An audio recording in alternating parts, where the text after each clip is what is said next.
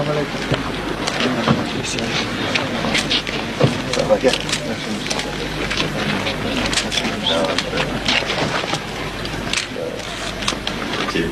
Siz ayting, hozir mahsulotlaringizni qaysi dollar hisobidan yoki shu qattiq valyuta hisobidan qayerga sotyapsiz? Kimga sotasiz? Kimga? Eksportga Sizdan Yapon sotib oladimi, yo Koreya sotib oladimi, yo Germaniya sotib oladimi mana shunaqa narsa? Kimga bermoqchisiz? Borib Qirg'izga berasiz. Qirg'iz siz uchun nima? Kursini ayting, dollarni yaxshi ko'rasizmi?